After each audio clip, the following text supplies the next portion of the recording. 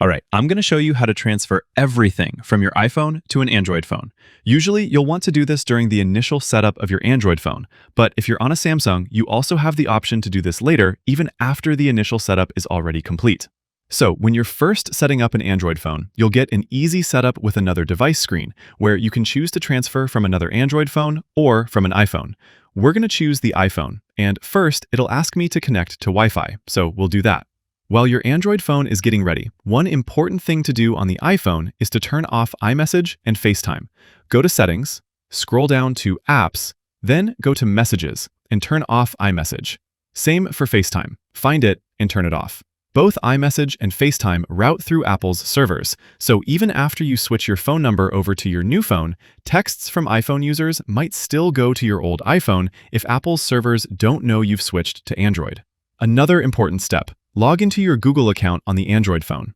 iPhone apps obviously aren't compatible with Android, so instead of literally copying the same apps over, your Android phone is going to scan what's on the iPhone and then download those apps from the Play Store using your Google account. We'll grant permissions for the transfer app, and then you can choose a wireless or wired transfer. Wired is always faster, so if you have the option to use a cable, I'd recommend it. On the iPhone, you'll be asked to trust the connection, so we'll approve that. Next, it'll scan and look for data to transfer, then give you a full breakdown of what can be brought over. For something like messages, you can tap in and choose a specific time range to bring over, say just the last year if you don't want everything. Similarly, for other iPhone app data, calendar events, notes, and so on, you can customize exactly what gets transferred. There's also a section showing what can't be transferred. Things like Apple Pay or Apple Wallet won't carry over, since Android has its own separate systems for those. You'll get a recap of which apps are going to get installed. A lot will be direct equivalents. So, for example, Apple's calculator gets swapped for Samsung's calculator, Apple Health becomes Samsung Health, and so on. Smart Switch does a pretty good job identifying what's currently on your iPhone and finding the closest Android equivalent if the exact same app isn't available. If you use WhatsApp specifically, it'll ask you to scan a QR code on the iPhone to bring your chat history over. I'll open my camera, scan that code, and approve the transfer. Once the data transfer is in progress, you might be prompted for passcodes or additional authentication along the way. While that's running in the background, your Android phone will walk you through the usual setup steps too: fingerprint, PIN, that kind of thing. None of this is technically part of the iPhone transfer, but since it's happening anyway, might as well knock out the mandatory setup steps while the data transfer runs in parallel. Eventually, you'll be mostly set up, even while the transfer is still finishing in the background. You can actually start using your phone while additional apps continue downloading. I'll swipe into my app drawer here, and you can see a bunch of these are still installing.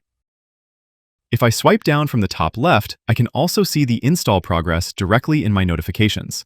I'll let that finish and check back once everything's done. Alright, I've still got a few apps installing, but I did get a notification that the data transfer itself is complete. I'll tap that for an overview of what came over. Checking photos and videos, everything's here. Checking apps, I can see everything that transferred or got replaced with an Android equivalent.